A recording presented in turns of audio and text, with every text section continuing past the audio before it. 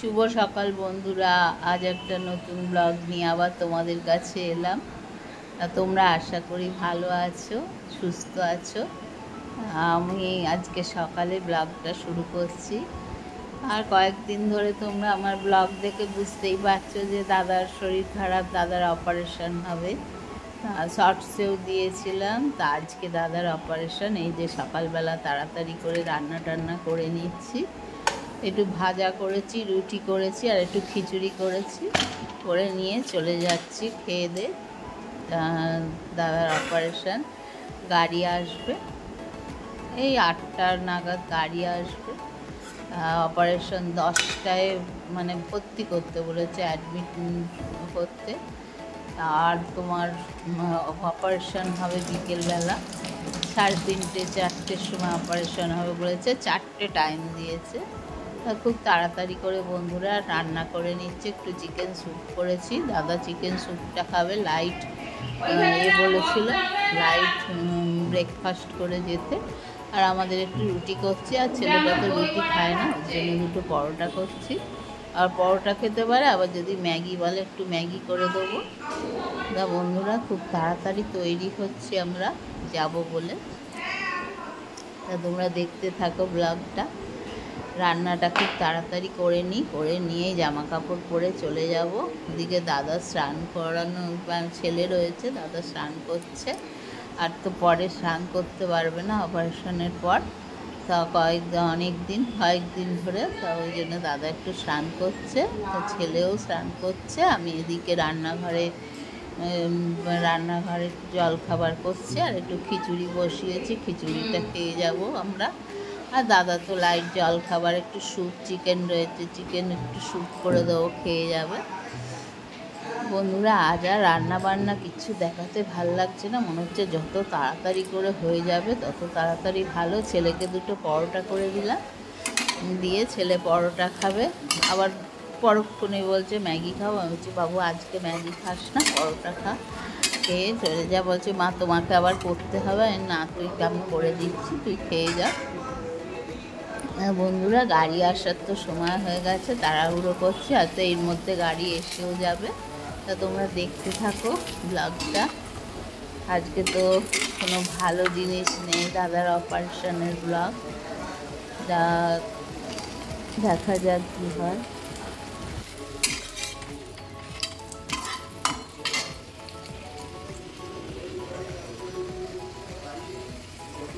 পুড়ে চলে একাকার হয়ে যাচ্ছে। আজ আর মনোযোগও নেই ওইদিকে, চিন্তা ভাবনা। ওদিকে টাকাপত্র সব টুচিয়ে নিয়ে যেতে হবে, ছেলেকে দিচ্ছি।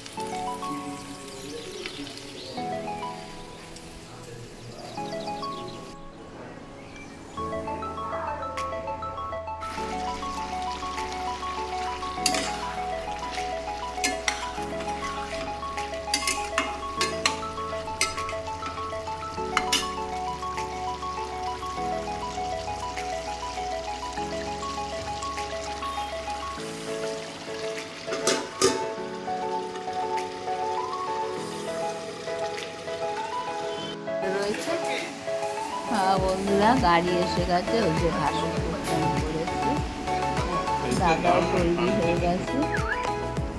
এই যে বেরোচ্ছি আমরা, এই যে গাড়ি এখানে দাঁড়িয়ে আছে, একটু দূরে দাঁড়িয়েছে।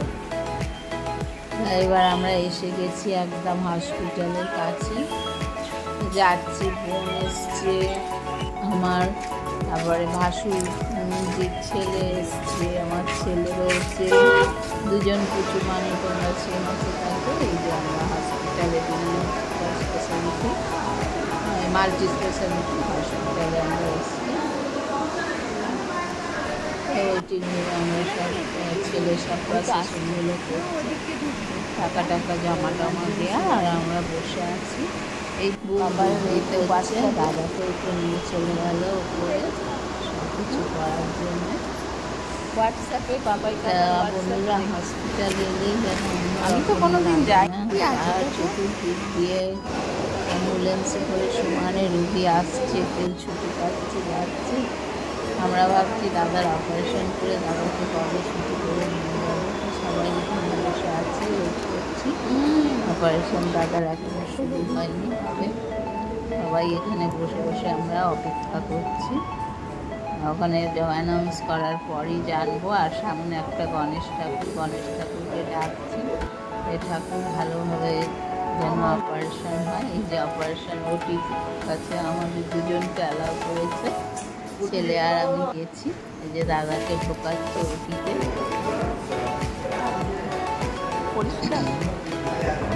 তারপরে নিচে আর চলে এলাম, আমরা নিচে বসলাম বেশিক্ষণ, ওখানে ভালো লাগছে না। ছেলে রয়েছে আর আমার ভাসুর ছেলে রয়েছে, এই যে আমার ভাসুর রয়েছে। সব বললো কাকিমা নিচে গিয়ে বসো, সবাই এখানে বসে আছে। আরও অন্যান্য যাদের অপারেশন হবে তারাও রয়েছে, কেউ ছুটি পেয়েছে, ব্যাগ গোছানো রয়েছে। বন্ধুরা এখনও অপারেশন শুরু হয়নি বলে গণেশজি পাশে রয়েছে, গণেশজিকেও ডাকছি যে দাদার অপারেশনটা যেন ভালোভাবে হয়। আর আরও মন খারাপ হয়ে যাচ্ছে, একটা একটা করে বিভিন্ন রকমের রুগী আসছে ভর্তি হতে। লিফটে করে গেলাম, দাদার অপারেশন শুরু হয়ে গেছে। তারপর এবার অপারেশন করে বেডে দিয়েছে। বেডে দেওয়ার পর আমরা দেখে চলে আসছি আর ভাবছি যে দাদাকে কবে বাড়ি নিয়ে যাবো, ছুটি দেবে। খুব খারাপ লাগছিল আজকে দেখে দাদাকে, যে কবে ছুটি দেবে, কবে বাড়ি নিয়ে যাবো, এটাই ভাবছি। আর শরীরও ক্লান্ত। যাবার সময় গাড়িতে গেছি, আসার সময় গাড়ি ছেড়ে দিয়েছি, আমরা ট্রেনে করে আসছি। কারণ আর কিছু মানুষ তো ঘুমিয়ে পড়েছে, একজন আমার এই কাজে, একজন আমার ওই কাজে ঘুমোচ্ছে। আর পারছে না ওরা সকাল থেকে, কিন্তু ওরা যাবে দাদার কাছে, দাদার সাথে যাবে। তা ট্রেনটা ছেড়ে দিয়েছে আমাদের পাশে, একটা ট্রেন রয়েছে, একদম ফাঁকা ট্রেন, বুঝতেই পারছো রাত্রি কতটা। তো বন্ধুরা বাড়ি ফিরে এলাম এখন প্রায় 11:30 বাজে। তা গাটা ধুয়ে এসে ভিতরে এলাম, জামা কাপড় ছেড়ে একটুখানি ফ্রেশ হয়ে। তা ভালো লাগছে না কিছুই। বাড়ি এসে যেন আরও ফাঁকা ফাঁকা লাগছে, যে দাদা নেই। দাদা তো সব সময় একদম টিভি দেখছে, এতদিন ধরে বাড়িতে ছিল।